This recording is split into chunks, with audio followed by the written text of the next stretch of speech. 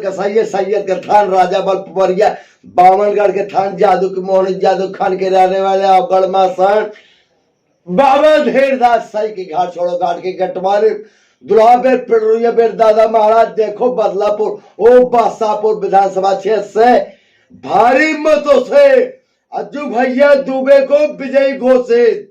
कौने स्तर पर मोनी पहला स्थान है, कोई माइक लाल जीत के नहीं अज्जू सिवा जा सकता है। मेरा सत्य वचन है बेटा, सत्य वचन है।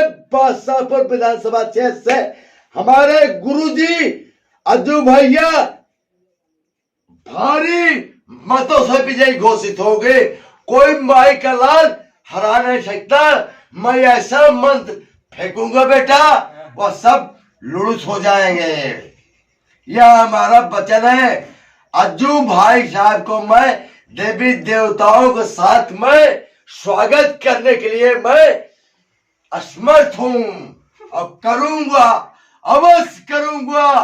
बादशाहपुर से विधानसभा से कोई जीत चला गया, अज्जू भैया हार गए, मैं गर्दन अपना कटवा दूंगा। उस दिन से देवी देवताओं का सेवा करने मैं छोड़ दूंगा। यह हमारा सत्य वचन है। अज्जू भैया जिंदाबाद जिंदाबाद। बीजेपी कमल फूल पे भारी मतों से